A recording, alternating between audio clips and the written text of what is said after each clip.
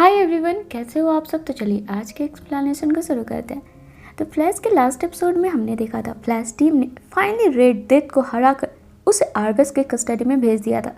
साथ ही हमारा super hero flash पिता बनने वाला था। डैट मीन्स कि आइरिस प्रेग्नेंट है। अब इससे आगे कहानी को शुरू करते हैं एपिसोड नंबर 6 के साथ, जिसकी शुरुआत होती है बेकी शार्प नाम के मेटा ह्यूमन के साथ, जिसकी एबिलिटी है इसकी गुड लक। ये जहाँ भी जाती है चीज़ें बस इसी के फेवर में होती है। तो फ्रेंड्स, आपको याद होगा ना, तो बेकी को हमने फ्लैश के सीजन 1 में भी देखा था। क्राइसिस के बाद फ्लैश को ऐसा लगा था बेकी शायद मारी गई है, पर बेकी जिंदा थी, जिसे कि अपने गुड लक की वजह से इसका जीवन साथी डोमिनिक मिल गया है, जो बेकी से बेहद प्यार करता है। पर जिस दिन से डोमिनिक ने बेकी को एंगेजमेंट रिंग पहनाई है, चीज़ें उल्टी होने लगी है। बेकी का गुड लक इसके लिए बैड लक बन गया। बेकी इस सारे झंझट को समझ पाती तभी ये देखती किसी ने इसके फियांसे पर जानलेवा हमला कर दिया और पुलिस इसका जिम्मेदार भी बेकी को ही ठहराते हुए इसे अरेस्ट कर लेती है।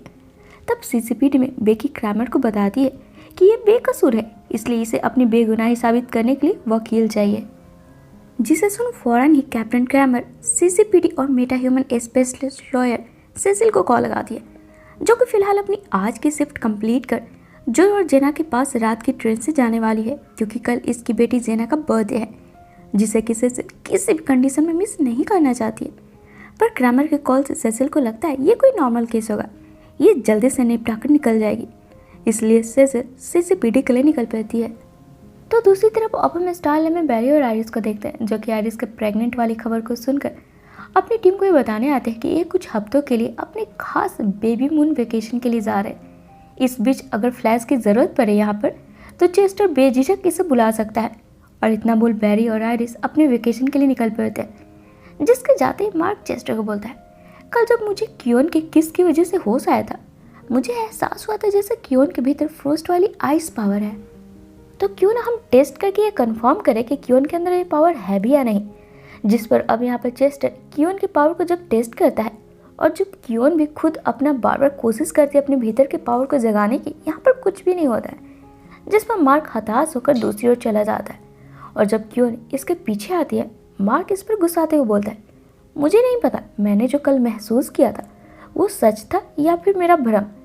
आगे से चाहे जो भी हो, तुम मुझे किस नहीं करोगी, ये हक सिर्फ मेरी फ्रोस्ट का है। जिस पर कियोन मार्क से इस बात के लिए माफ़ी मांगते हुए बोलती है, फ्रोस्ट की यादें तुम्हारे दिल और जहन में छाई हुई है, इसलिए वो तुम्हें महसूस हुई, और कोई वजह नहीं है।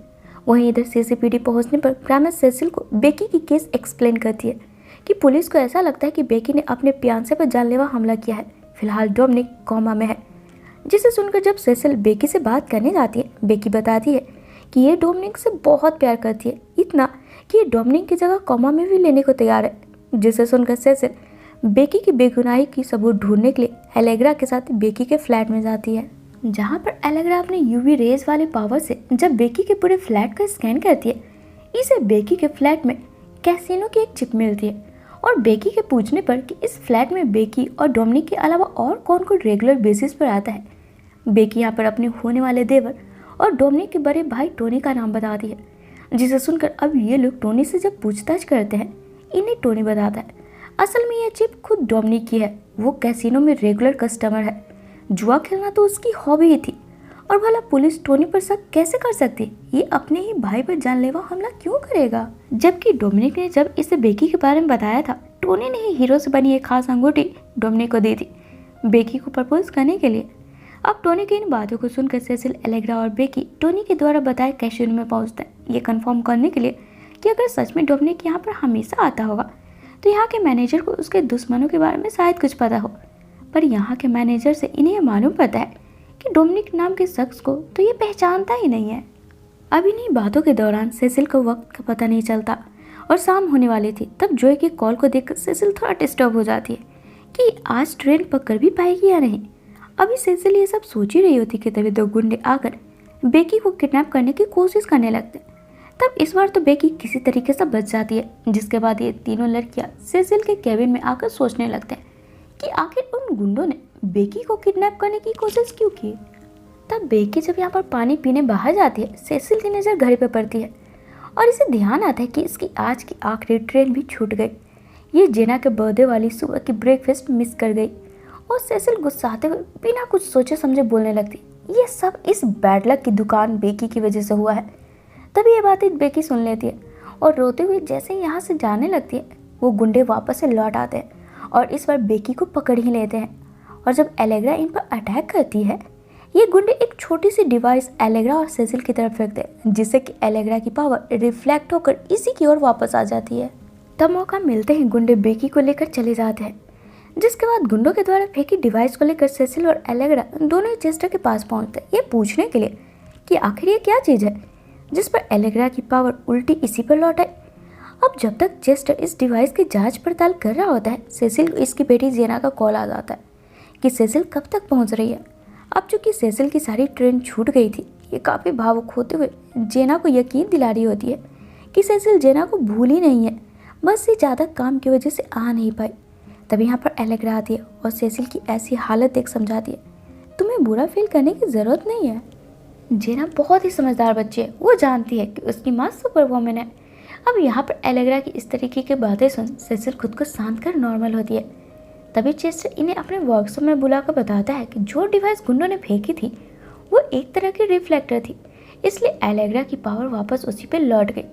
आगे बेकी वाले केस पर काम करते वक्त जब इनकी नज़र डोमिनिक के भाई टोनी के अकाउंट रिकॉर्ड पर पड़ती है, ये देखते हैं कि पिछले कुछ दिनों से टोनी के अकाउंट में अचानक से कैश भरते जा रहे हैं। अब ये देख इन्हें समझने में जरा भी देरी नहीं लगती कि टोनी ही असली मुजरिम है, डोमिनिक नहीं बल्कि वही असली कैसीनो का गैमलर है। और जो अंगूठी इसने बेकी को डोमिनिक के जरिए दिलवाई थी, असल में वो भी एक तरह के रिफ्लेक्टर ही होगी।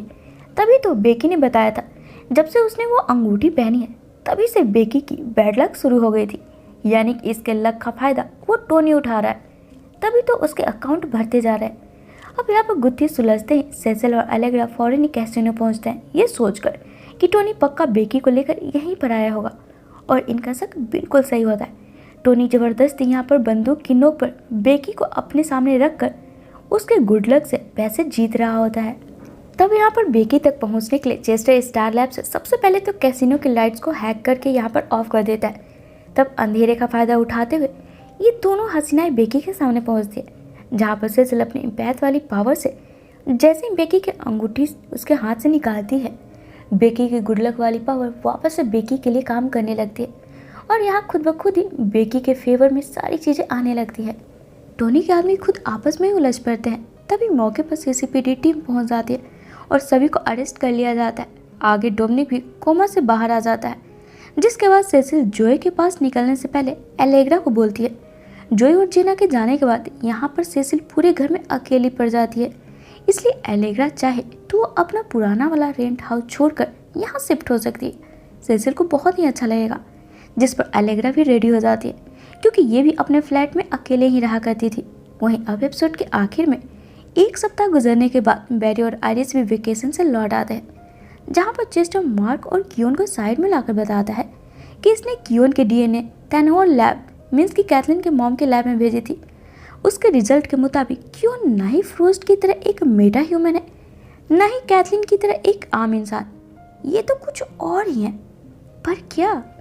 इसी सवाल के साथ ये एपिसोड यहीं पे खत्म हो जाती है। तो फ्रेंड्स, इससे आगे के एपिसोड ना बहुत ही इंटरेस्टिंग होने वाली है, जिसे देखने के लिए आप हमारे चैनल पे यूं ही बने रहे। और अगर आपको मेरा आज का वीडियो पसंद आया हो तो इसे लाइक और शेयर करना बिल्कुल ना भूलें। साथ ही अगर आप मेरे चैनल पर न्यू हो तो इसे ऑल बेल नोटिफिकेशन के साथ सब्सक्राइब भी जरूर कर ले, ताकि मैं जब भी अपने चैनल पर न्यू वीडियो डालूँ ना आपको उसका नोटिफिकेशन मिल जाए और मुझे आप सबका सपोर्ट। तो चलिए फिर मिलते हैं अपने नेक्स्ट वीडियो में। Till then take care and bye bye.